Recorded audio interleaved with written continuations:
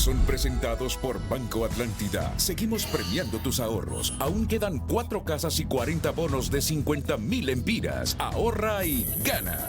El Partido Salvador de Honduras presenta su propia nómina de 15 candidatos a la Corte Suprema de Justicia y pide que la abogada Ana Pineda sea la presidenta del Poder Judicial por ser la mejor evaluada del proceso.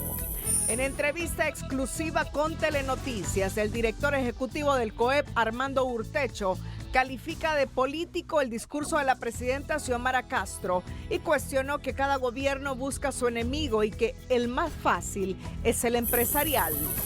Para intentar normalizar la situación, el secretario de la presidencia, Rodolfo Pastor, asume la juicio civil un día después del alboroto protagonizado por Colección Libre. Carlos Montoya admite que cobró 58,000 lempiras de las prestaciones de un trabajador porque el papá se los adeudaba. Publican en la Gaceta la autorización del uso de la pastilla anticonceptiva de emergencia PAE para sobrevivientes de violencia sexual. Casi 2 millones de niños regresan a las escuelas en el primer día de clase del 2023. La policía despide en homenaje póstumo al policía Luis Armando Zambrano, asesinado por delincuentes en la posta policial de la colonia Divina de Tegucigalpa. Los titulares fueron presentados por Banco Atlántida. Tú puedes ser el próximo ganador de una casa o bonos de 50,000 lempiras. Ahorra y gana.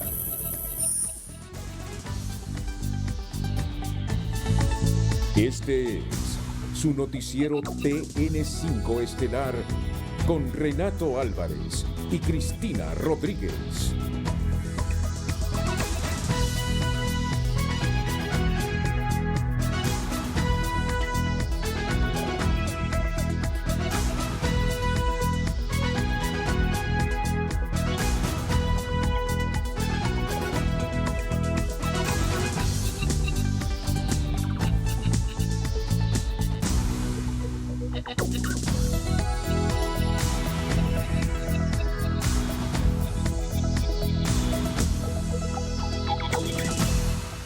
Muy buenas noches, Honduras. Bienvenidos a la emisión de este miércoles 1 de febrero. La noticia del día es presentada por Claro. Activa tu Super Pack con TikTok incluido y muchos otros beneficios con el internet más rápido de Honduras. El periodista José Miguel Álvarez, desde el Congreso Nacional de la República, nos informa sobre los resultados de la reunión de las bancadas, de las jefaturas de bancadas esta noche en relación con la elección de los magistrados de la Corte Suprema de Justicia. José Miguel, buenas noches.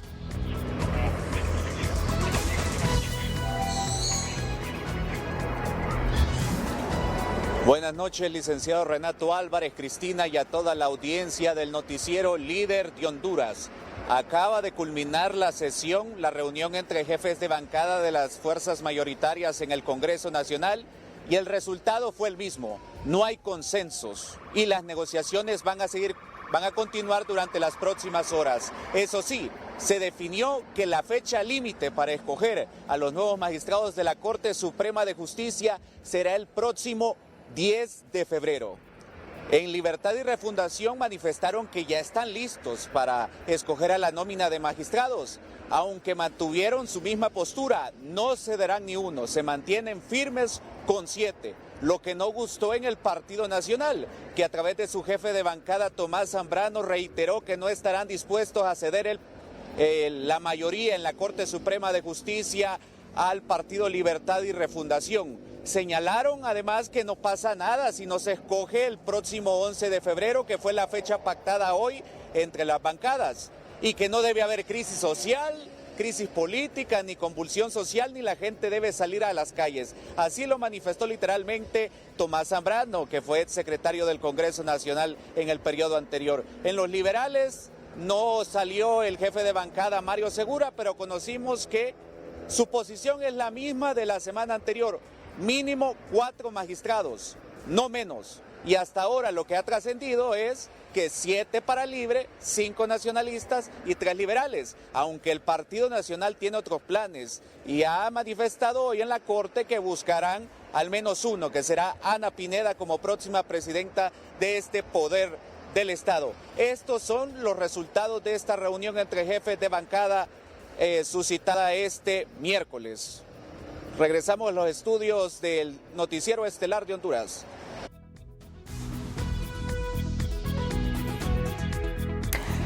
A continuación, Tomás Zambrano con más reacciones sobre esto que nos informaba el periodista José Miguel Álvarez.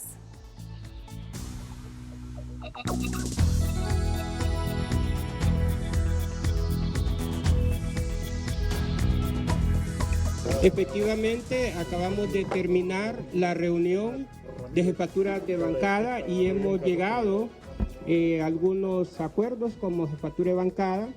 Y lo importante es decirle al pueblo hondureño que fue una reunión muy amena donde todos los jefes de bancada expusimos nuestros puntos de vista y al final se llegaron a algunos acuerdos, y dentro de los acuerdos que pudimos llegar es que la fecha máxima para elegir la Corte Suprema de Justicia, previo a que nos podamos poner de acuerdo como partidos políticos, va a ser el 10 de febrero. Esa fecha es una de las conclusiones que nosotros estamos estableciendo. La segunda conclusión, que van a continuar las pláticas entre las diferentes bancadas del Congreso Nacional durante esta semana para poder consensuar un listado de hombres y mujeres de acuerdo a lo que necesita. Y para ello hemos tenido este acercamiento, y lógico que dentro de las conversaciones hubieron temas en los cuales hemos coincidido, y agradecido con el presidente del Congreso Nacional. Los que coordinan ilegalmente el Congreso van a tener su participación. Nosotros brevemente con la diputada Johanna Bermúdez, que es una de las subjefes de bancada, hemos participado en una reunión muy amplia hablando de los diferentes temas, procesos y tiempos para elegir la próxima Corte Suprema de Justicia. En conclusión, podría mencionar un par de aspectos importantes. Primero, fecha tentativa, si tenemos acuerdo, por tarde sería el 10 de febrero para poder presentar una nómina que esperamos todos que tengamos el consenso de 86 votos. Si se tiene el consenso con una fecha ya en los próximos días, sí se podría convocar a sesión, lo que hablamos con jefes de bancada, antes del 10 de febrero. Nosotros hemos dejado claras varias posiciones como Partido Nacional y las repito nuevamente porque es un mandato del partido que tenemos como diputados transmitir a los jefes de bancada y a las otras fuerzas políticas la posición nuestra como partido. Primero, que Libre, que Mel Zelaya no tengan 8 magistrados. Eso para nosotros es innegociable. No nos miramos como partido votando por una corte en la cual Libre tenga el control absoluto de 8 magistrados. La noticia del día fue presentada por Claro. Activa tu Super Pack con TikTok incluido y muchos otros beneficios con el internet más rápido de Honduras.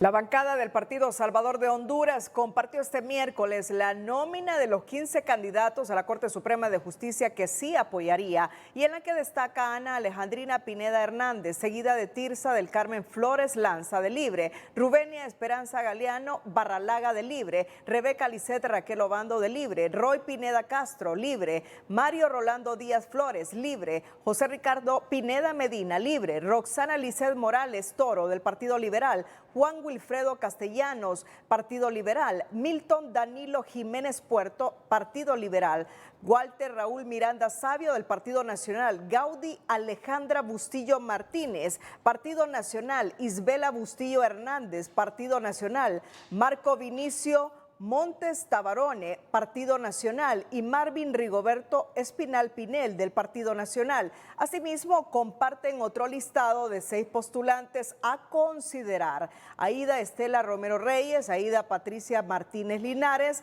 Marta Delia Merina Conde, Linda Patricia Reyes Interiano, Malcolm Eduardo Guzmán del Partido Nacional, Francisco Javier Mejía de Libre y Felipe René Spear Laínez del Partido Liberal.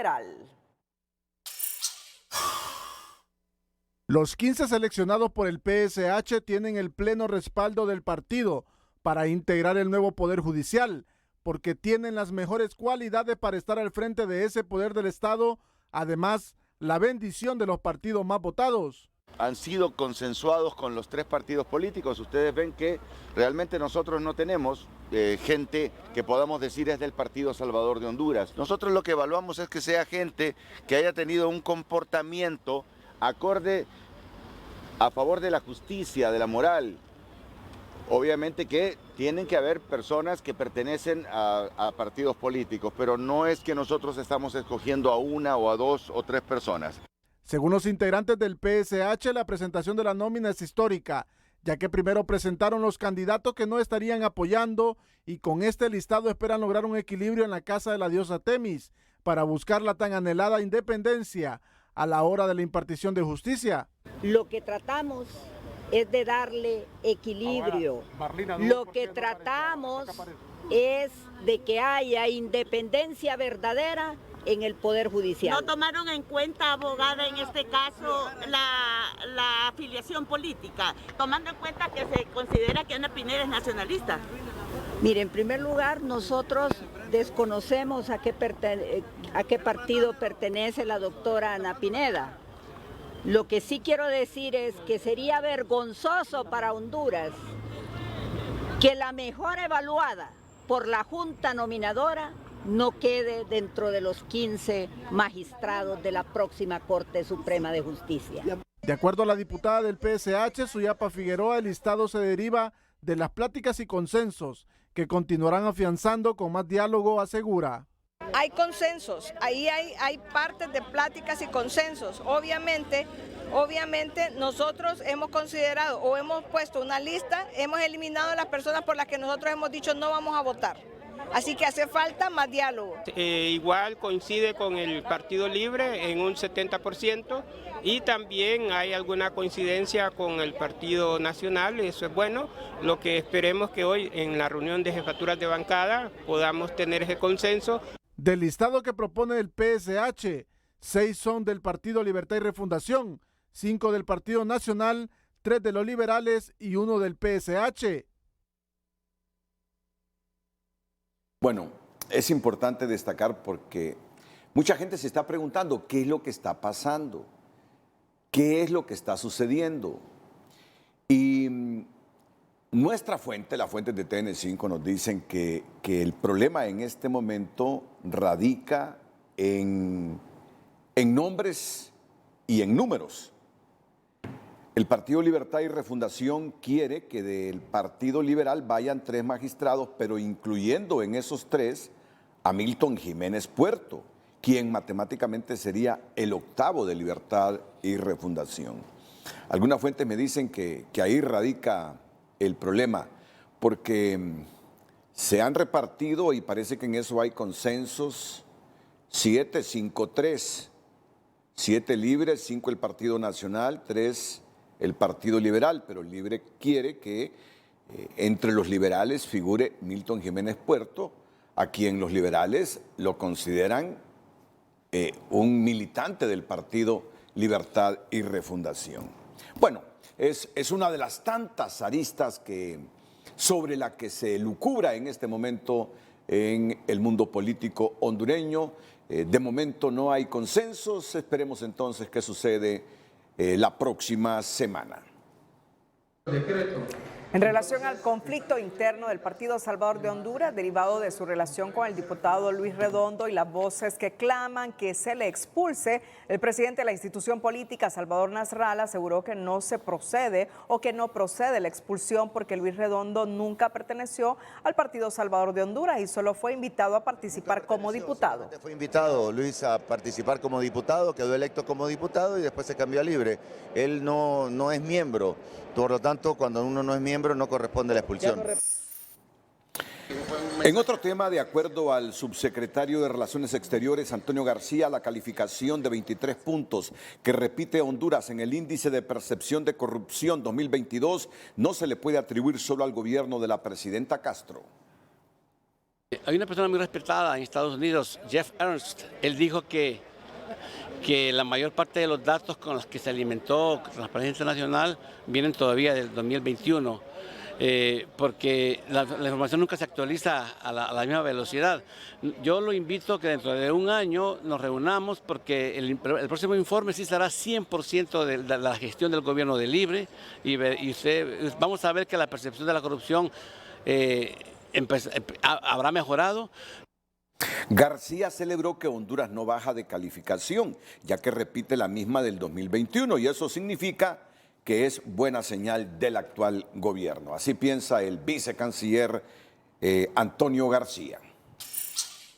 Por mayoría de votos, la Corte de Apelaciones Natural designada para seguimiento al caso Pandora ha declarado con lugar la excepción por falta de acción cuando no haya debido promoverse requerimiento fiscal en contra de los imputados, que para este caso son un diputado, 4 exdiputados, 2 representantes legales y 2 contadores de ONGs, y por concurrencia de la prejudicialidad sea el Tribunal Superior de Cuentas quien debe emitir resolución definitiva de la auditoría e investigación especial.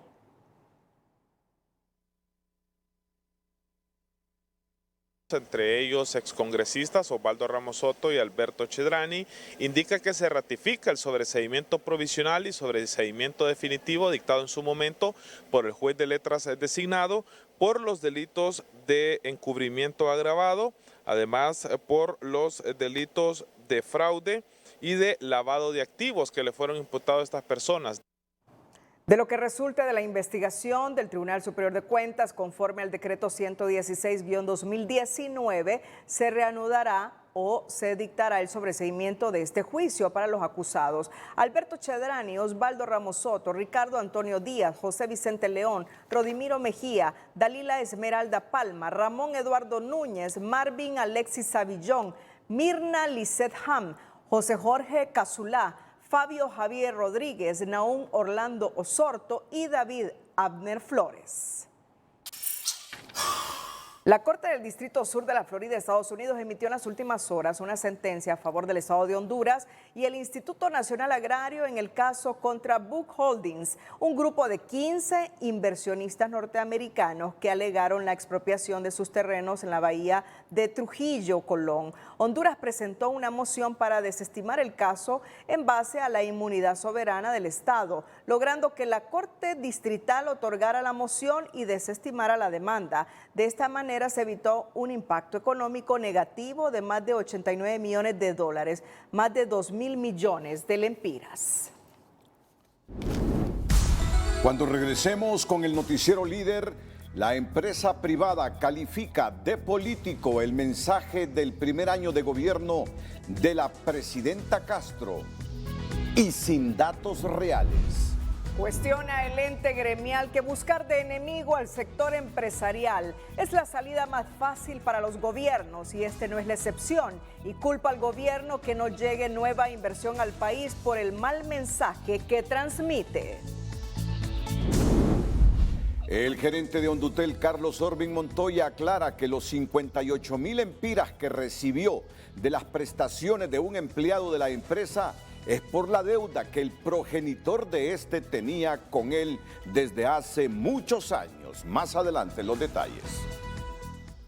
Antes, un grupo de ingenieros ha creado un robot del tamaño de un Lego que le permite cambiar de forma y de tamaño, esto debido al material utilizado para su creación que le permite derretirse y transformarse.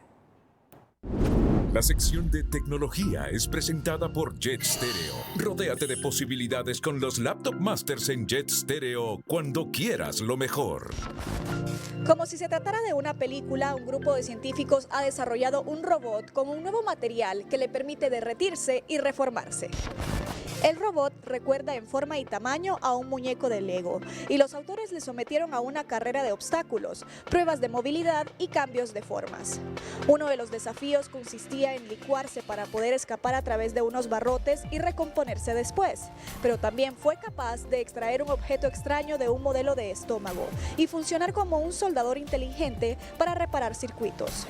Además de cambiar de manera rápida y reversible de estado líquido a sólido, el robot es magnético y puede conducir electricidad. Las partículas magnéticas hacen que el material responda a un campo magnético alterno, de modo que se puede calentar y provocar el cambio de fase. Otra de las funciones de este nuevo material es que permite ensamblar piezas en espacios de difícil acceso, fundiéndose en el casquillo de un tornillo y solidificándose después. La sección de tecnología fue presentada por Jet Stereo. Rodéate de posibilidades con los Laptop Masters en Jet Stereo cuando quieras lo mejor. El precio del dólar y el euro es presentado por Bacredomatic. Hay muchas cosas en la vida en las que no puedes decidir. Por suerte, ahorrando en Bacredomatic, tú decides qué ganar.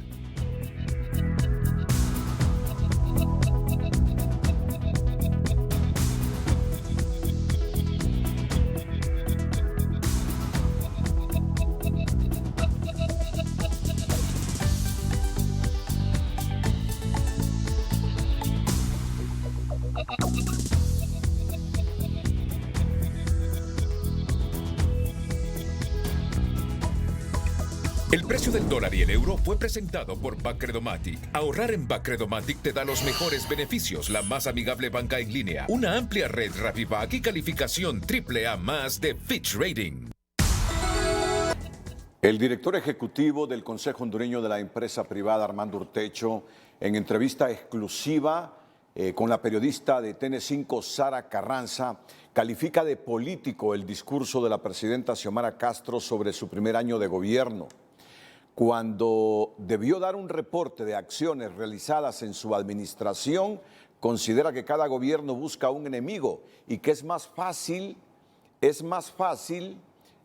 el sector empresarial. Repito esto que vamos a escuchar en unos minutos en la entrevista que Sara Carranza le ha hecho al director ejecutivo del Consejo Hondureño de la Empresa Privada, Armando Urtecho. Primero, califica de político el discurso de la presidenta Castro sobre su primer año de gobierno, cuando debió dar un reporte de acciones realizadas en su administración. Considera que cada gobierno busca un enemigo y que el más fácil es el sector empresarial, pero deberían saber que es el mejor aliado para desarrollar el país. También asegura Armando Urtecho que el discurso no tenía datos reales porque las exenciones que se le otorgan al sector privado benefician a la clase más pobre, por lo que retó al gobierno a que elimine todas las exoneraciones si quiere, porque si no hay control de ellas es por culpa del gobierno. Por otro lado, ha manifestado que si van a atacar la corrupción, que señalen a los empresarios que están incluidos y deduzcan responsabilidades, pero que no se refieran a todo el sector privado. Por último, asegura que no ha ingresado nueva inversión al país por el mal mensaje que se manda, por lo que consideró que se debe dialogar y resolver los problemas, pero no estirando riflazos y turuncas al sector privado, que se va a lograr el objetivo.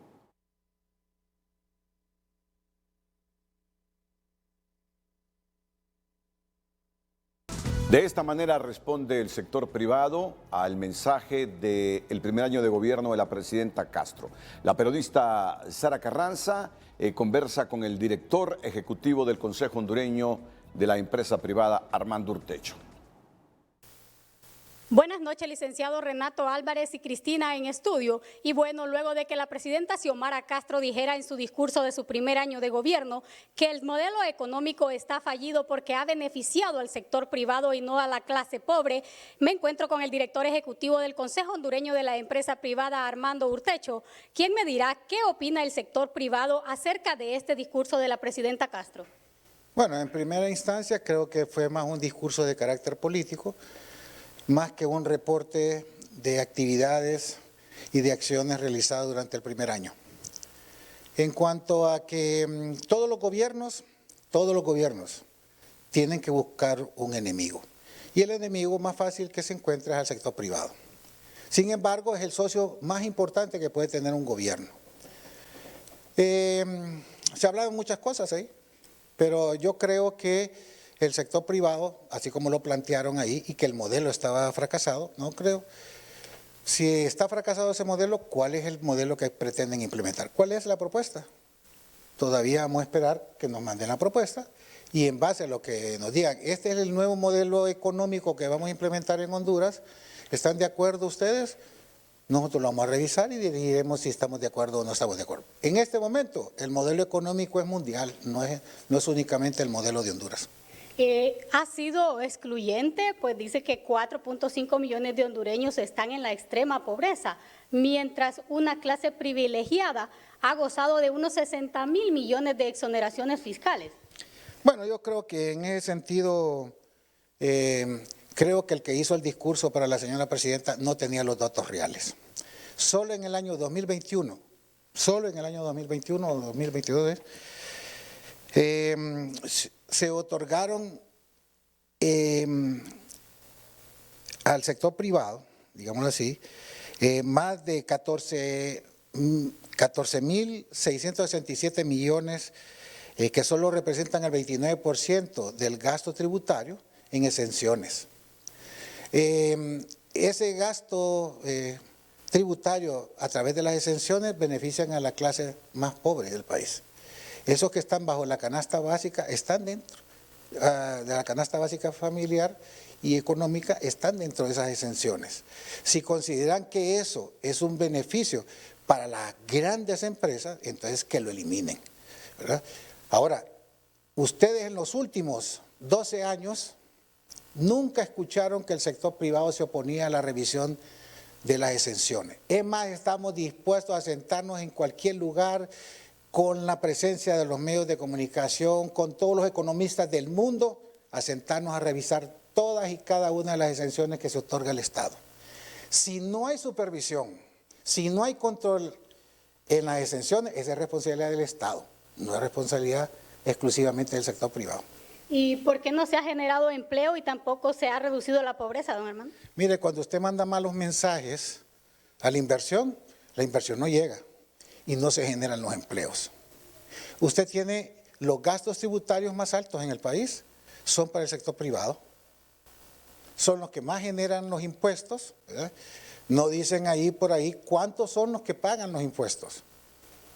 Entonces, yo creo que es importante revisar las cifras con seriedad, con toda calma, sin utilizar argumentos exclusivamente políticos, sino que económicos. Si usted quiere hablar sobre economía, hablemos de economía. Si usted quiere hablar de fútbol, hablemos de fútbol, pero no combine lo que es fútbol con economía y con la parte política. Nosotros creemos sinceramente que el sector privado está dispuesto a dialogar con todos los sectores y eso incluye al gobierno. Y si el gobierno no quiere platicar con nosotros, que lo diga y nosotros nos quedamos sentados muy bien aquí esperando ver pasar que se muera la economía del país. Estas declaraciones que ha dado la ministra de Finanzas y también el discurso de la presidenta, ¿significan un divorcio entre el sector privado y el gobierno? No, porque, a ver, el gobierno anterior también tenía sus oposiciones contra el sector privado. Pero el sector privado se quedó aquí, siguió invirtiendo. Ustedes vean que no ha habido inversión extranjera directa en el país. ¿Por qué? Porque lo que están es haciendo reinversiones de lo que ya se está teniendo de utilidades en el país. No se están yendo. El empresario nacional sigue invirtiendo y se queda en el país, pero nuevas inversiones no han venido. Entonces, ¿se quieren divorciar de alguien? Pues que se vayan a divorciar con los que quieran pelearse. El sector privado está aquí y aquí se queda y aquí va a seguir trabajando. Vamos a seguir generando los empleos a pesar de las malas condiciones que le dan a las empresas. Hablan de una reforma tributaria, se va a aprobar una nueva ley y dicen que ha sido porque hay 40 leyes que benefician al sector privado, una clase privilegiada, y ha dejado en el rezago a la clase pobre. Qué bueno que lo pregunta. Yo creo que el tema de una ley de justicia tributaria, que no es más que una copia de lo que ocurrió en tiempo de Correa allá en Ecuador, es correcto revisarlo, pero hay que sancionar a los que violan. No hay que amenazar a todo el mundo. Nosotros no podemos decir que todos los políticos y todos los funcionarios son malos. Usted no puede catalogar que el sector privado sea malo, que se han beneficiado. La gente, ¿por qué está siendo microempresaria? ¿Por qué no hay pago de impuestos a través de esas empresas, los microempresarios? Porque sale caro. Esas reglas no las inventó el sector privado. La ley de coalianza no la hizo el COEP. Nos opusimos a la forma como lo construyeron porque la copiaron mal de Perú. Lo que pasa es que se les olvida a los políticos. Y ahí hubo corrupción. Ahorita quieren cerrarlo a AVI. No la deberían de cerrarlo a AVI hasta que venga la Sisi o Maxi, como quieran llamarle. ¿Por qué? Porque entonces sería encubrir todas las picardías que han hecho los gobiernos anteriores y lo del primer año de este periodo. Entonces, es importante dejar las instituciones como están para que las vengan a revisar. ¿Hay que hacer auditorías? Sí, hay que hacerlas. ¿Y cuál ha sido la cuota de culpa que ha tenido el sector privado en esta corrupción? Yo creo que para bailar el tango se ocupan 2 personas. Para la corrupción se ocupan 2 también. Pero no quiere decir que la corrupción la promueve el sector privado. Es más, si usted recuerda, cuando estuvo la Maxi, nosotros apoyábamos a la Maxi. A pesar de que no había información adecuada, a pesar de que eran seleccionados los casos, seguíamos apoyando a la Maxi, seguíamos apoyando las propuestas que estaban haciendo.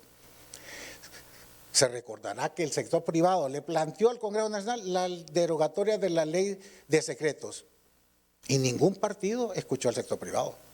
Ahora se presenta como un gran logro, pero en aquel tiempo no lo quisieron hacer.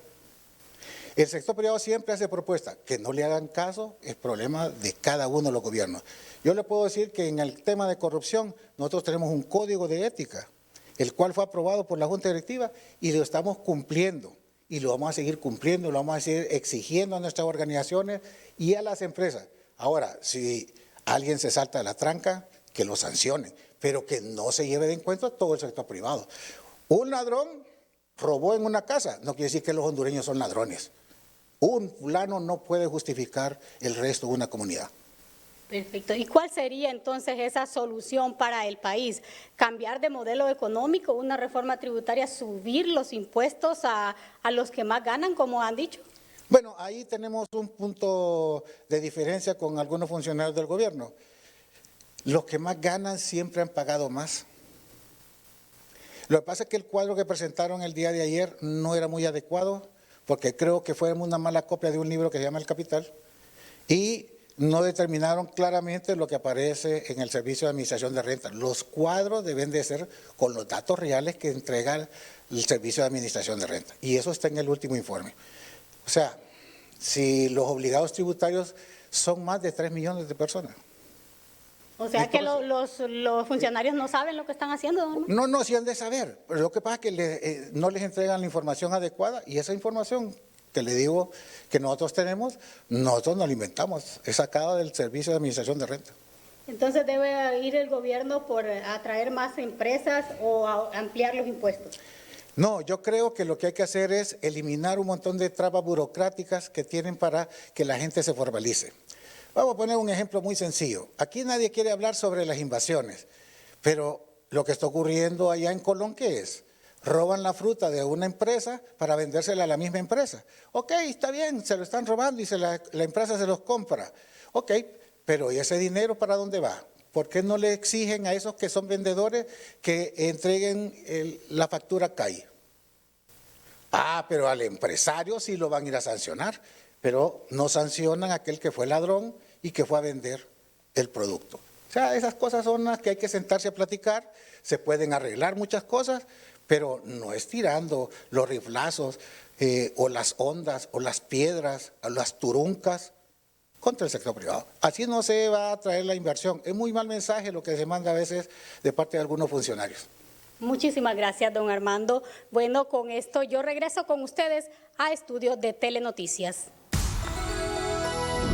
Más adelante le informaremos, el gerente de Hondutel, Carlos Orbi Montoya, aclara que los 58,000 lempiras que recibió de las prestaciones de un empleado de la empresa es por la deuda que el progenitor de este tenía con él desde hace muchos años. Economía Hoy es presentada por Banco de Occidente. Sueñe, planifique y ahorre. Hágalo en grande con Banco de Occidente. El director de Protección al Consumidor, Mario Castejón, informó que ya recibieron la información sobre los costos de producción de huevos por parte de la Asociación Nacional de Avicultores de Honduras para definir si se justifican o no los aumentos de precio, y anunció que instalarán una mesa de diálogo con el sector de huevo y carne de pollo para buscar alternativas que ayuden a mermar el impacto al bolsillo de los hondureños. Ya nos presentaron una cadena por parte de la Navi, se está analizando, estamos haciendo el comparativo con nuestros costos. Es una labor no fácil, ya que tenemos que ver en las diferentes casas que venden pues estos insumos para ver si se justifica o no. Una vez de que ya tengamos analizado, nos vamos a sentar con todo el gremio, no solamente del huevo, sino que también de la carne de pollo, y ver una mesa, o hacer una mesa de trabajo, perdón, para ver la justificación o no. La semana anterior, el cartón de huevo subió 10 lempiras y la Asociación de Avicultores adelantó que seguirán subiendo durante los próximos 6 meses, argumentando que se han elevado los costos de producción y de la genética por la gripe aviar en Estados Unidos. El ingreso de remesas familiares aporta el 27% del Producto Interno Bruto, lo que demuestra que Honduras es un país que no avanza en competitividad y productividad porque la gente huye en busca de las oportunidades que no genera Honduras, afirma el economista Julio Raudales. Lamentablemente este es un elemento que no demuestra que Honduras se está volviendo competitivo, es un elemento que lo único que demuestra es que la gente huye del país hacia otros lugares en donde considera que puede cumplir con sus metas de mejor manera, pero eso siempre deja un lastre social y es algo que tenemos que tratar de trabajar como sociedad para evitar que se siga dando, ¿no? Al cierre de 2022, las remesas familiares superaron los 8.600 millones de dólares, más de 200.000 millones de lempiras, y en este mes de enero siguen creciendo en más de 13% a pesar de la desaceleración económica que está registrando Estados Unidos, de donde proviene el 90% de las remesas. Economía Hoy fue presentada por Banco de Occidente. Goce del respaldo, la confianza y la seguridad financiera que necesita. Las autoridades de la Secretaría de Turismo realizaron este miércoles el lanzamiento del Festival Internacional del Chocolote, que se realizará... ¿Chocolate? Chocolate. Bueno, chocolate, sí. Que se realizará el 11 y 12 de febrero.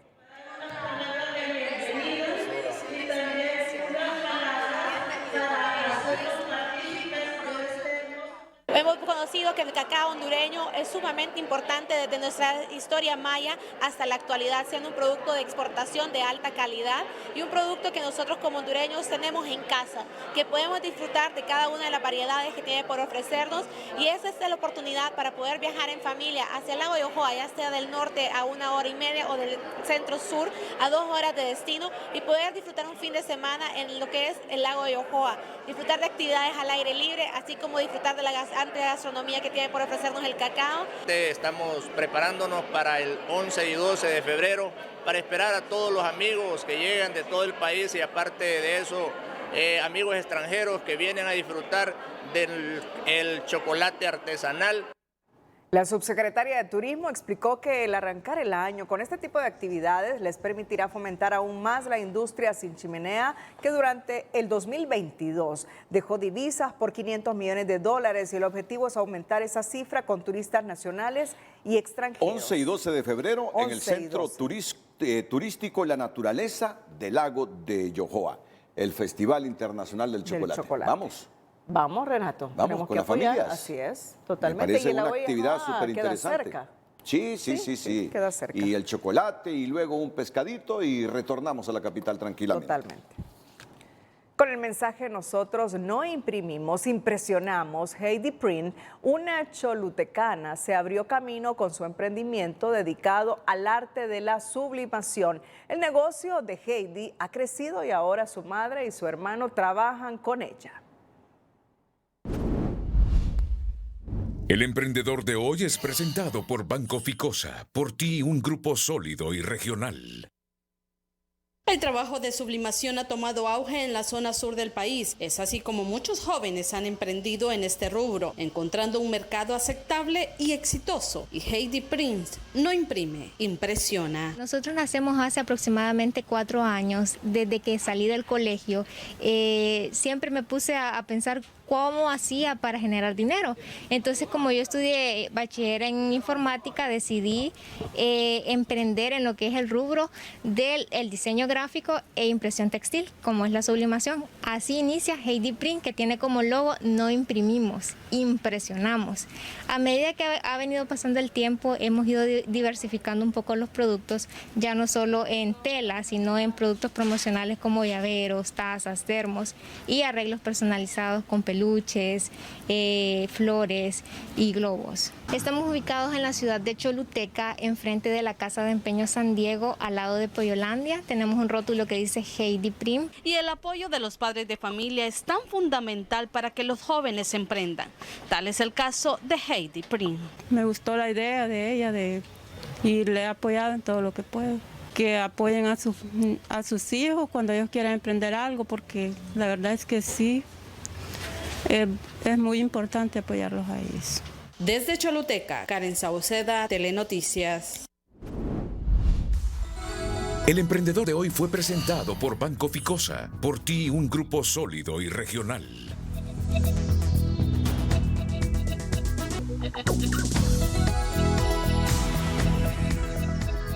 El ministro de la Presidencia, Rodolfo Pastor, asumió la dirección de Servicio Civil luego que la presidenta Castro suspendiera a sus titulares por sus marcadas diferencias y el alboroto que generaron el martes en desmedro de la imagen del gobierno. No firmamos ni pía. Un día después de las turbulencias en las oficinas de Servicio Civil, las tensiones continuaron este miércoles en horas de la mañana entre los dos grupos.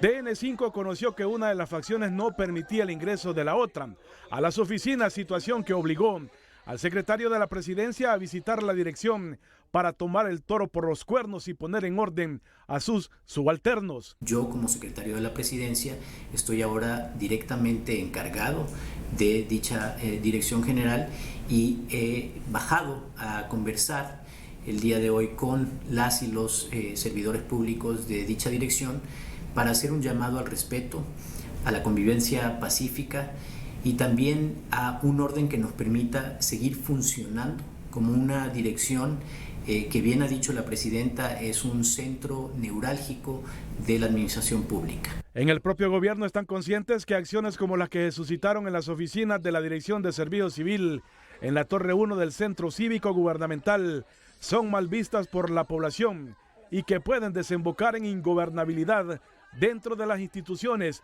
Por eso recomiendan primar el diálogo. Yo llamaría que sí, en un momento determinado puede verse como algún tipo de ingobernabilidad dentro de las instituciones, porque por la falta del diálogo, la falta de ética y a la hora de la coherencia y la cordura de algunos funcionarios, no debe llevarnos a este tipo de actos tan desesperados que lo que dejan realmente es un mal sabor de boca. Eso no es la forma de pensar de todo el gobierno ni de la presidenta de la República, inclusive ella fue contundente y nosotros hemos respaldado con contundencia la acción que ella misma solicitó de suspender a ambos funcionarios. La socióloga Julieta Castellanos considera que los constantes enfrentamientos que realizan los colectivos de Libre en varias instituciones estatales son negativas no solo para la institucionalidad, sino también al propio partido de la gobernante Castro, por las grietas que pueden causar.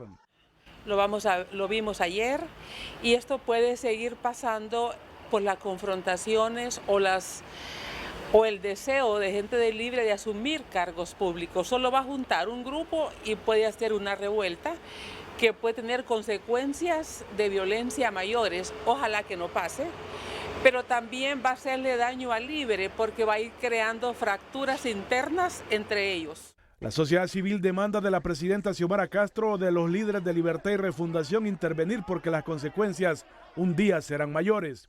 Debe tomar acciones directamente, es la presidenta, sentarse con ellos. Realmente estas acciones no contribuyen a la gestión de ella, mucho menos genera confianza en la población.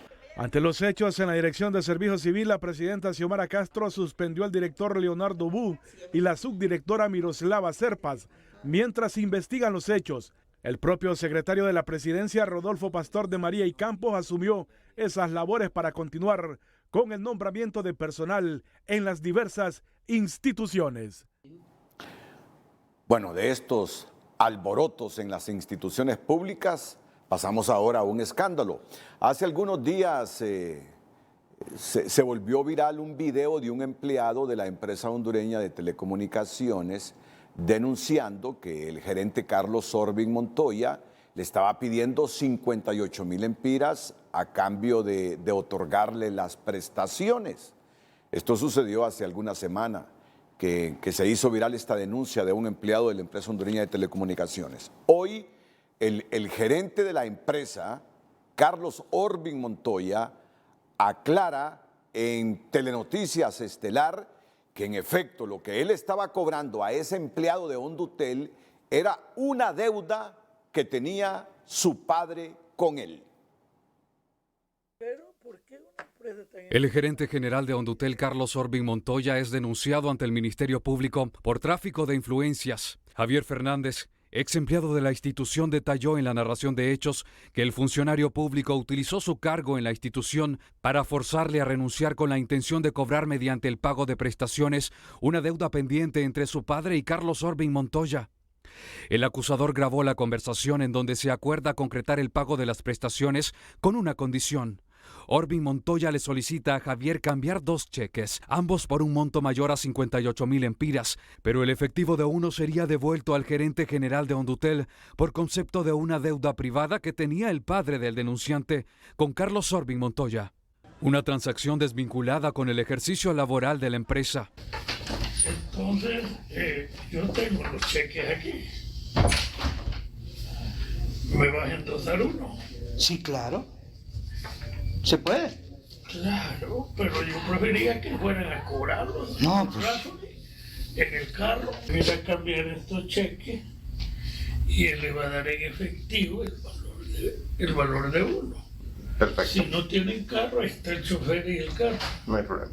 Javier Fernández asevera que fue trasladado en un vehículo de Hondutel acompañado del asistente personal de Montoya, quien se encargó de recibir los 58.000 empiras cobrados de un cheque. Ante esta seria denuncia, Telenoticias buscó la otra cara de los hechos. Carlos Orbin Montoya se defiende asegurando que en ningún momento cometió el delito por el cual se le acusa. Asegura que lo único que hizo fue ayudar al exempleado, hijo de un antiguo amigo suyo, con una deuda pendiente. Reiteró que no recibió el pago completo, que era de 100.000 empiras, y defiende su integridad en la administración de Hondutel.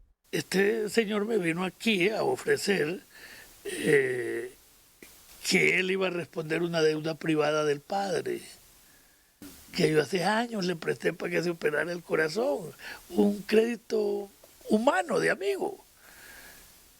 Pero en el fondo lo que quería era que las deudas de él con el banco las absorbieron de Hondutel. Uno de buena fe. No le digo que le presté el dinero a su padre para que se salvara. Y nunca me pagaron. Por hacer un bien. Bueno, yo ya soy viejo, he estado en un montón de estados. Jamás se me ha acusado a mí de nada. Pero cualquiera va ahí. Como decía un amigo, aquí con un pujido le tiran al carajo la dignidad de cualquiera. Esta no es la única acusación en contra de Orbin Montoya. El Sindicato de Trabajadores y Tratel denunció ante la Fiscalía Especial para la Transparencia y el Combate a la Corrupción la retención unilateral de al menos 3 millones de lempiras que corresponden al sindicato como producto de la deducción que hace la institución a sus empleados. Nosotros estamos solicitando la investigación al gerente general, ¿verdad? Porque él es el que ha venido, dilatando prácticamente el pago de este 1%. Aparte de eso, también tenemos otras denuncias que están en el Ministerio Público porque él ha despedido de forma ilegal e injusta. Esa retención se hace porque hemos estado obligados a pagar primero los salarios. Y fue un arreglo que se dio que mientras no lográramos equilibrar los ingresos con los gastos, no solo se retiene eso, sino pago de demandas, pagos que no son prioridad. Desde el Ministerio Público se afirma que las denuncias seguirán el proceso de investigación pertinente. Inicialmente es el módulo de recepción de denuncias el que conoce los hechos, analiza los hechos y finalmente un fiscal con criterio obviamente jurídico establece si la denuncia se admite y qué fiscalía sería la competente para conocer del proceso de instrucción y orientar la investigación técnico-jurídica. Lo que sucede en la empresa hondureña de telecomunicaciones es grave. El conflicto no solo es entre la autoridad y sus empleados. Hay una división a lo interno del sindicato prolongando una crisis que parece interminable. Mire, tanto es así la problemática de Hondutel, que a los trabajadores se les llama audiencia de descargo sin representación sindical. se le está despidiendo a los compañeros sin audiencia de descargo. Así es tanto el abuso que está ahorita con este señor gerente general. Esa es la problemática que tenemos. Mientras la junta directiva del sindicato, reconocida por la Secretaría del Trabajo, exige la destitución de Carlos Orbing Montoya, otra facción defiende el retiro voluntario de al menos 600 empleados. Carlos Soto, Telenoticias. Bueno, inusual este tipo de casos, ¿verdad? Sí, totalmente, porque nos siguió, como le decía a usted. El de la primera parte. Sí, el de la primera parte de la denuncia. Porque cuando hay conflictos entre dos facciones de un sindicato, generalmente el gerente, el encargado de la institución, retiene las cuotas que se pagan al sindicato por los trabajadores, mientras se dirime el conflicto. Esto no nos sorprende, siempre fue así. Ahora, en el primer caso, la denuncia en primera instancia era que Montoya había recibido 58,000 empiras de un ex empleado de Hondutel, a cambio de recibir todas las prestaciones. Así se entendió en principio la denuncia. Correcto. Pero ahora viene Carlos Orbing Montoya y dice, no, me debía. Es que el papá de este trabajador o ex trabajador me debía un dinero para operarse el corazón. Entonces aprovechamos las prestaciones para deducirle lo que me debía el papá de este ex trabajador, que por cierto eran 100,000 empiras, afirma, y solo se me pagó 58,000. Son cosas inusuales en la administración pública, o son no tan debe normales. Hacerse, no, que no debe hacerse, Renato, porque un procedimiento, si usted va a cobrar sus prestaciones, ¿por qué el gerente? Ah, no, pero tu papá me debe, te voy a quitar el cheque. Eso no es correcto. El procedimiento, sobre todo el procedimiento, ¿verdad? Él debió hablar con este muchacho y no es correcto, pues. No sabemos si esto es común, sí. y son pocos los casos como este que se conocen al público, se informan al público. Pero bueno, ahí están las dos versiones. Montoya afirma que en todo caso de esas prestaciones él logró que le pagaran en parte una deuda que tenía el progenitor del ex trabajador de Hondutel. Vamos con otra temática, Cristina. Al publicarse en la Gaceta el acuerdo ministerial que incluye la pastilla anticonceptiva PAE dentro del protocolo de atención integral a víctimas y sobrevivientes de violencia sexual, algunos sectores reclaman que la decisión ejecutiva se haya quedado corta en relación a las expectativas que la llegada al poder de Xiomara Castro generó entre las organizaciones de mujeres. Ni para minas. La promesa de campaña de la presidenta Xiomara Castro de despenalizar en el país la pastilla anticonceptiva de emergencia PAE se aprobó a medias, porque recientemente se realizó una derogación parcial de la prohibición para los casos de víctimas sobrevivientes de violencia sexual. Algo que preocupa a esta entrevistada, quien valora el importante paso que se dio, pero teme la revictimización que podrían sufrir las víctimas de abuso. El cuerpo médico y las personas involucradas no deben de estar preguntando ni tan siquiera si realmente me violaron o no. Es un avance mínimo, pero es un avance valioso. Las autoridades destacan el logro alcanzado y aseguran que su principal objetivo se enfoca en la prevención y en la educación sexual. Esta posibilidad que ahora tienen las sobrevivientes de violencia sexual es un paso sustantivo que hemos dado. Aquí el gobierno lo que está tratando de hacer énfasis en la necesidad de que trabajemos el componente de la prevención. En ONU Mujeres las expectativas eran mayores y aunque valoran el avance, creen que una aprobación parcial de la PAE se quedó corta, porque esta pastilla es una forma de evitar el embarazo de adolescentes en Honduras, donde en promedio cada hora 3 niñas y jóvenes están dando a luz. Creemos que la PAE debe ser una píldora de uso y venta libre. Es una forma de evitar el embarazo adolescente. No creemos que el uso de la PAE traiga consigo un desenfreno sexual, como decía el ministro de Salud, al contrario. Pero sobre todo hay que hacer una educación sexual muy fuerte, que por muchos años el gobierno se ha opuesto, porque no sé por qué lo ve mal, no lo ve como algo natural. La también pastora Ana Ruth García coincidió con ONU Mujeres en la importancia de la educación sexual. Lamentó que en el país algunas personas mezclen el tema con la fe y las doctrinas religiosas, dejando a los niños y jóvenes en la ignorancia y en una total vulneración de sus derechos. Quienes dicen que es pecado son excesos, son personas lamentablemente que aún no han abierto, ¿verdad?, sus mentes y sus espíritus al diálogo para entender qué significan los derechos humanos, qué significa la salud pública. El Comisionado Nacional de los Derechos Humanos, CONADE, también se pronunció sobre el tema y aunque consideró la iniciativa como un gran paso en la lucha por alcanzar la aprobación de la Ley Integral contra la Violencia hacia la Mujer, le recordó al Estado de Honduras que debe eliminar la prohibición absoluta de la PAE para cumplir efectivamente con sus obligaciones internacionales en materia de derechos humanos de las mujeres. Gabriela Lobo, Telenoticias. La Fiscalía Especial de Derechos Humanos constató desabastecimiento de al menos 20 establecimientos de salud, incluyendo el Hospital San Felipe y el Hospital Cardiopulmonar. Las inspecciones realizadas también constatan las deplorables condiciones de infraestructura en las clínicas periféricas Clipper, que no solo carecen de insumos y medicamentos, sino también de espacios físicos óptimos para sanidad pública. Se ha encontrado desabastecimiento de medicamentos en la mayoría de los centros de salud y hospitales públicos, específicamente en el Hospital San Felipe. En la farmacia está abastecida en un 60% y falta un medicamento importante para los diabéticos, que es la insulina. En estas acciones que realiza la Fiscalía de Derechos Humanos, como resultado de estas inspecciones, se han obtenido este tipo, ¿verdad?, se han hecho estas diligencias y se han enviado los oficios correspondientes a la Secretaría de Salud para que abastezcan de medicamentos las farmacias de los hospitales públicos y también para que doten del personal necesario para que se brinde la salud a los ciudadanos. En el Hospital Oncológico San Felipe se agudiza la realidad para los pacientes con cáncer, ya que no existe el abastecimiento de medicamentos de alto costo para tratar la enfermedad.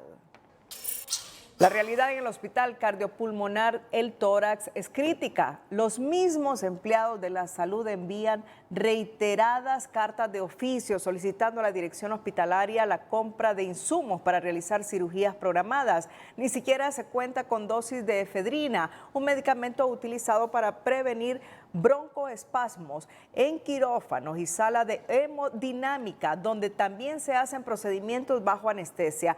Los médicos anestesiólogos exigen acelerar la compra urgente de estos insumos. De lo contrario, se deberán cancelar los procedimientos debido a la escasez de material médico quirúrgico esencial para las cirugías programadas.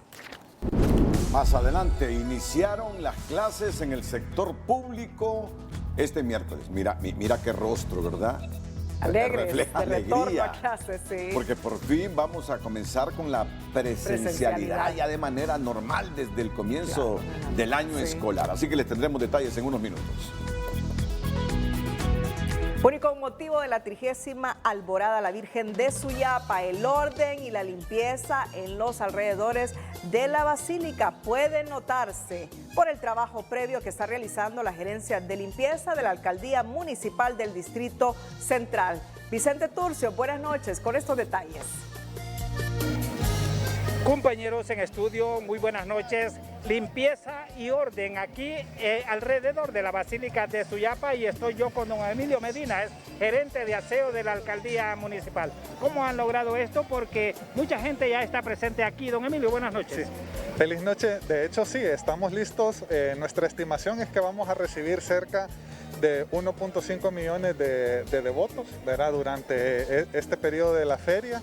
Y la ciudad de Buen Corazón, dirigida por nuestro alcalde Jorge Aldana, está preparada pues para darle las mejores atenciones a todos los feligreses.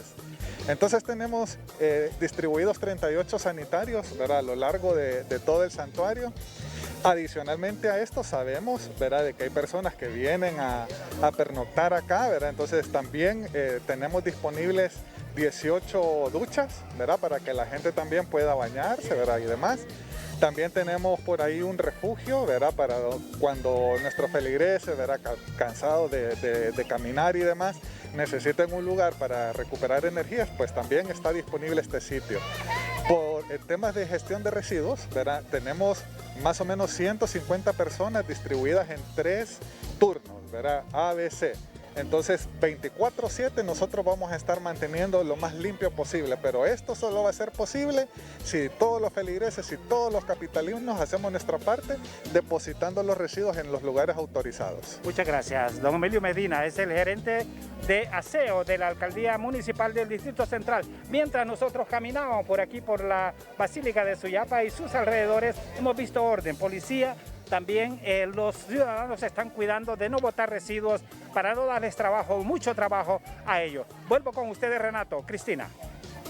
Y a propósito, disfrute este jueves de la transmisión de la 30ª Alborada, la Virgen de Suyapa, desde la Basílica Nuestra Señora de Suyapa, en los 276 años de hallazgo, conmemorando el cierre del año jubilar mariano. Prepárese para una fiesta de devoción y amor a partir de las 9:30 de la noche por los canales de Televicentro, HRN, Radio Satélite y por el app y web de Televicentro. Alborada 2023, María, Madre de nuestro pueblo, esperanza nuestra.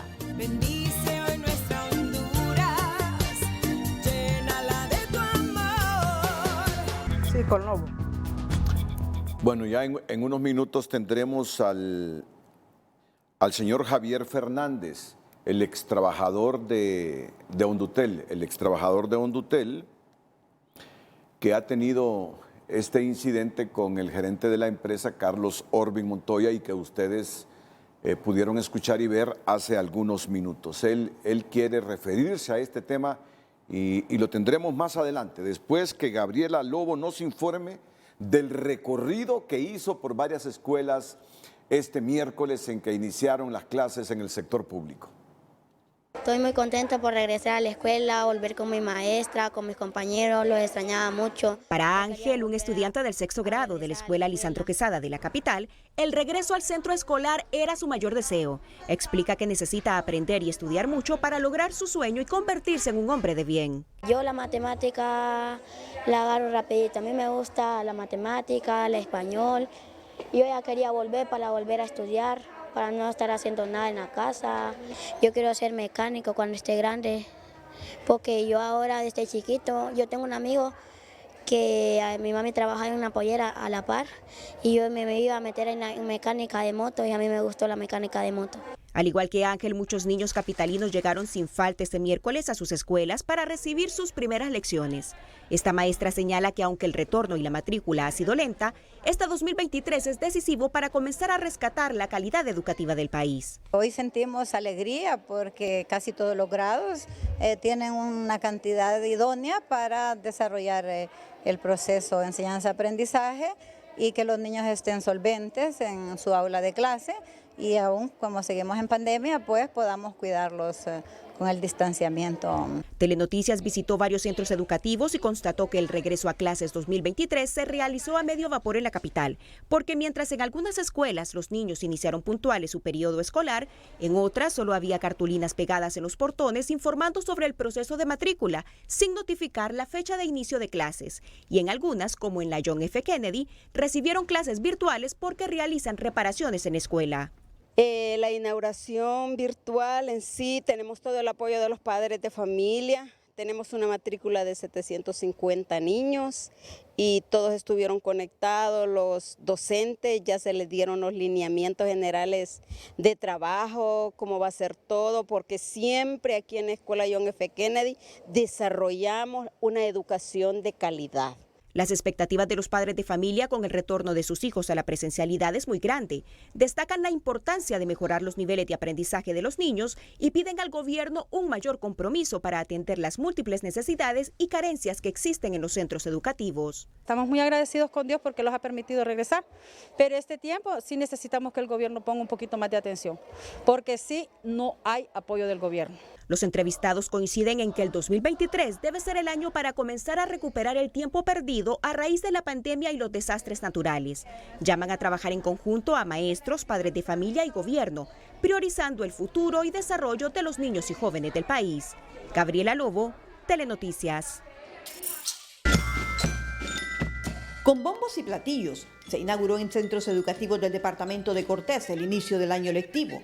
En el Instituto Patria de la Lima, muchos de los estudiantes mostraron su satisfacción por el retorno a las aulas. La verdad, motivada, sacar buenas notas y ponerse pila.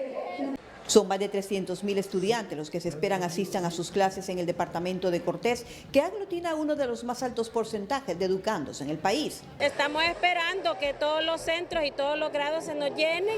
Como le digo, cada centro va a tener diferente matrícula porque unos estaban bajos, ahora están subiendo, otros estaban cerrados, ahora van a ser abiertos. Entonces, el año escolar se espera que sea todo un éxito, llena las aulas de alumnos y nuestros maestros pues ya preparándose. Pero el inicio de este periodo cuenta con grandes retos y uno de estos es la reconstrucción de algunos centros educativos en municipios como La Lima, donde aún son notorios los efectos de las pasadas tormentas tropicales. Y bueno, aprovechar también la oportunidad para expresarle a las autoridades competentes de que sí hay mucha necesidad también en el tema de mobiliario, sí es necesario abastecer y brindarles lo necesario, porque bueno, nosotros como le he dicho, como corporación estamos haciendo lo propio, pero no tenemos los recursos necesarios para darles más de lo que nosotros apoyamos.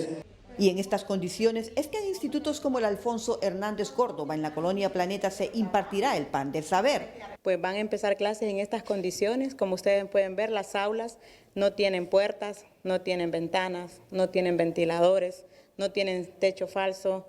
La calor aquí, ustedes saben, estamos en la zona norte de nuestro país, ¿verdad? La calor es impresionante. El director de este centro educativo dice que a falta de fondos intentan rescatar las ya dañadas pizarras y demás inmuebles mientras se cumple la promesa de remodelarlo. No podemos esperar y no podemos ir virtuales, lo vamos a hacer presencial. Porque el año pasado trabajamos un día ciclo común, un día bachillerato y eso no, bueno, ahora nos hacen el llamado para volver todo presencial, entonces vamos a trabajar así. En medio de estos desafíos, argumentan, se espera que se cumplan con los 200 días de clase. Bueno, tal como les anunciamos, está en comunicación vía Zoom el señor Javier Fernández, el ex empleado de Hondutel, quien nos va a dar más detalles sobre esto que ocurrió con el gerente de Hondutel, Carlos Montoya, que ha afirmado esta noche aquí en Telenoticias que lo que hizo él como funcionario de esa institución al entregar las prestaciones a don Javier Fernández fue cobrarle una deuda que el progenitor de Javier tenía con él, con Carlos Montoya. Relátenos, Javier, realmente otros elementos de este penoso incidente. Adelante, buenas noches. Buenas noches, Renato y Cristina. Gracias por la oportunidad. Realmente es un poco de mi asombro, porque yo creí que esto pues, ya lo daba como por cerrado. Mire, cuando el señor llegó a la empresa como gerente, pues me mandó a llamar. Yo creí que en ese momento yo fungía como director de cobros y creí que íbamos a hablar de cosas de la empresa, pero yo a él lo conocía hace mucho tiempo, porque nosotros fuimos dueños del negocio y él era cliente. Cuando yo tuve la reunión con él, de entrada me dijo que mi papá le debía 100.000 empiras y yo pues no le hice mucho caso porque me está hablando de algo del 2000 o 1999. Yo no me pertenece, no sé si es verdad, no hay ningún documento. Lo que sí es verdad es que al final de cuentas él me empezó a coaccionar para que yo dejara el puesto con el ofrecimiento de que me iba a pagar las prestaciones en 2 pagos. Y los 2 pagos consistían en una parte que era el dinero en efectivo, que realmente era poco, y lo demás eran las deudas que yo había contraído, pero que es parte de mi liquidación, porque, por ejemplo, todo lo que yo tengo fuerte de mis derechos, de mis prestaciones, es un préstamo del INJUPEM que yo lo voy a recuperar, y lo otro era un préstamo de la ELGA que Hondutel le debía a la ELGA, no Javier Fernández. Entonces, en eso consistían los 2 pagos. Al final de cuentas, no le voy a robar mucho tiempo de su programa. El señor hizo 2 pagos del dinero en efectivo y el segundo pago lo dilató dividió los cheques en dos y pues ante la necesidad, pues yo necesitaba que mi trámite se llevara a cabo. El señor me cobró son como 58.836, que yo ante pues ya no podía hacer nada. Acepté porque necesitaba la otra parte y necesitaba, o sea que me cobró un impuesto de guerra, pues porque si yo no procedía con eso, él no procedía a pagar lo demás.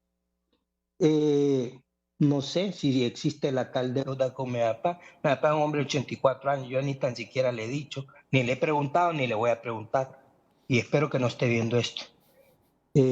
No sé si tiene alguna pregunta. Yo le mandé un audio. Ese señor a mí me dijo, en el audio que yo le mandé, que yo le pagara el dinero y que él me iba a dar un contrato para que yo recuperara mi dinerito con dinero de Ondutel, el cual yo no acepté porque yo tengo principios y si yo hubiera aceptado ese contrato, pues me convierto en lo mismo que él, un sinvergüenza. Pues ese es mi relato. Sí. Entonces el gerente se quedó con los 58.000 al fin. 58.836 los cambió su asistente personal de una manera no muy inteligente. Me llevaron al Banco Central en un carro de Ondutel con su asistente, el cual andaba los cheques. Los entregó en caja a él. Yo fui la persona porque el cajero le dijo que se retirara. Cuando me cambiaron el primer cheque, él retiró de la ventanilla y lo contó adentro del Banco Central. Eso constata en cámara del BCH. Yo tengo la fecha de que se hizo esa transacción.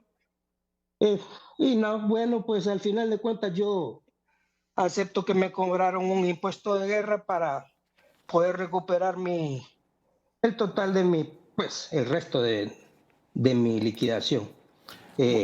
Quiero decirle de una manera que quede en cámara y que constate que yo temo contra mi integridad porque esta persona, el señor, el gerente, mandó a publicar por medio de un comunicado en las redes sociales de Ondutel mi liquidación y ha puesto mi integridad en peligro. Esto, pues yo no sé por qué camino va a ir, pero eso es lo que le puedo decir, Renato. Bien, que pase una feliz noche, don Javier Fernández. Vamos a la pausa.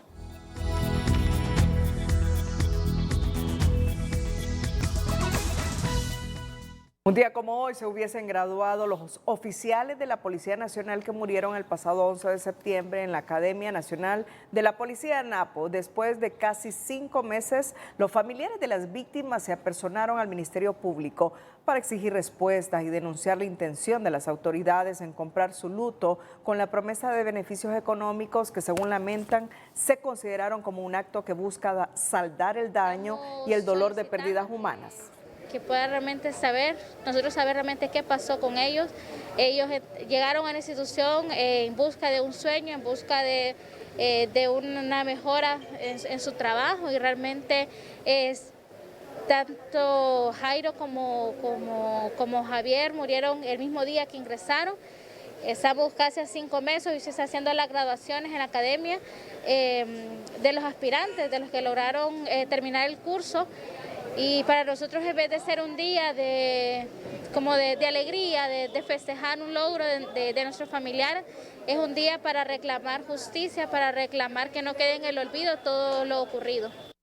Condenan la impunidad y la indiferencia que la institución policial ha mostrado ante la muerte de los aspirantes a oficiales. Piden aclarar los hechos y deducir responsables de los hechos ocurridos. Exigen celeridad en la investigación que hasta el momento encubre a los responsables, según denuncian.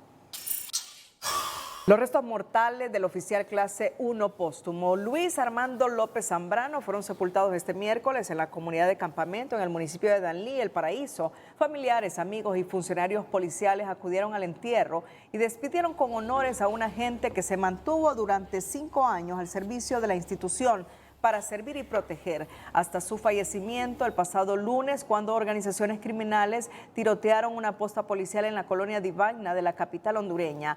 Las autoridades investigan el hecho y están en la búsqueda exhaustiva de los responsables.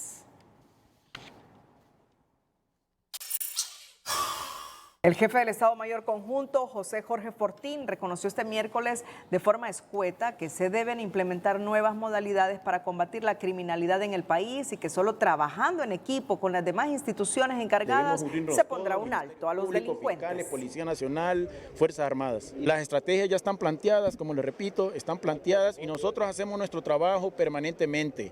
Ustedes pueden ver en las noches los patrullajes que realiza nuestra Policía Militar y no es que están fallando, sino que son estrategias y hay que implementar nuevas modalidades, pero como les repito, continuamos trabajando.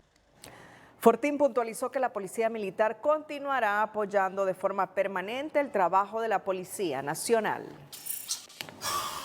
La sección contra el lavado de activos y privación de dominio de la Fiscalía Especial contra el Crimen Organizado FESCO logró en un juicio que 25 bienes ligados al extinto empresario Rubén Alberto Mejía, alias Yuquita, sean traspasados de forma definitiva a favor del Estado, reza el comunicado del Ministerio Público. El fallo de extinción confiscatoria se dictó sobre inmuebles entre residencias y terrenos ubicados en la zona norte, cuyos titulares de derechos son familiares del investigado que fue asesinado en junio de 2014 en San Pedro Sula y quien mantuvo nexos con el narcotráfico y el lavado de activos. Investigaciones de la FESCO establecieron que los bienes fueron adquiridos producto de actividades ilícitas por una organización liderada por Rubén Mejía y otras personas vinculadas a ese ciudadano como socios del rubro inmobiliario constituido en su mayoría en San Pedro Sula. El Ministerio Público logra confiscación definitiva de 25 bienes del extinto empresario Rubén Alberto Mejía, alias Yuquita. Y en el mundo en TN5, Cristina Rodríguez nos dice que Nayib Bukele inaugura una megacárcel. ¿Sabe usted para cuántos pandilleros? Para 40,000. Aseguran que es la más grande del continente. Las condiciones del tiempo para este jueves con César Quintanilla.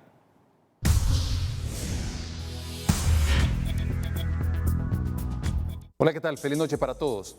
Mire lo que ha dicho hoy la CEPAL, que es un organismo de Naciones Unidas, dice que invertir en infraestructuras hidráulicas y saneamiento generaría al menos 3.6 millones de empleos en América Latina y con lo que necesitamos esos empleos justamente para evitar la migración. Sobre la parte meteorológica, pues nos encontramos con vientos del este para esta jornada. Ya no están del noreste, que estaban llegando bastante fríos, sino están llegando del este y por eso las temperaturas comienzan también a cambiar. Pero estamos siguiendo la pista de este frente frío que está apenas asomando al norte de México. En la parte de atrás está dejando una helada impresionante en los Estados Unidos y en algunos estados mexicanos también incluso han reportado nieve. Los vientos para esta jornada de jueves, todos del este y pues son vientos con algunas rachas, pero ya no transportan aire frío, entonces tendremos condiciones bastante estables en el territorio nacional y poca humedad. No se descarta todavía sobre la parte oriental algunos chubascos dispersos, como lo vemos en esta proyección de imágenes que podrían generar en esta jornada de jueves. Sin embargo, nada representativo. Las temperaturas ascienden a los 29 grados Celsius en la esquina oriental, vamos hasta 26 en zonas de islas de la bahía, en el resto del litoral 31 las máximas, entre 22 y 32 estarán en el occidente del país las máximas, entre 14 y 27 aquí en el centro y hasta 36 grados en la parte sur, mientras el oleaje en el litoral caribe sin problemas, pero en el Golfo de Fonseca, si se aventura a aguas un poco profundas, ahí se encontrará con un oleaje bastante picado. Y bueno, ¿por qué es importante la independencia energética? ¿Por qué instalar los paneles solares? Bueno, porque nos traen una economía a los hogares y también permite que sean amigables con el medio ambiente para librarnos de la tenebrosa ENE y sus recibos escandalosos. Cuídense mucho, siempre les queremos como televidentes y no como noticia. Que la pasen bien. Cerramos la emisión estelar, gracias por su fiel sintonía. Nos despedimos con las 5 de TN5. Feliz noche.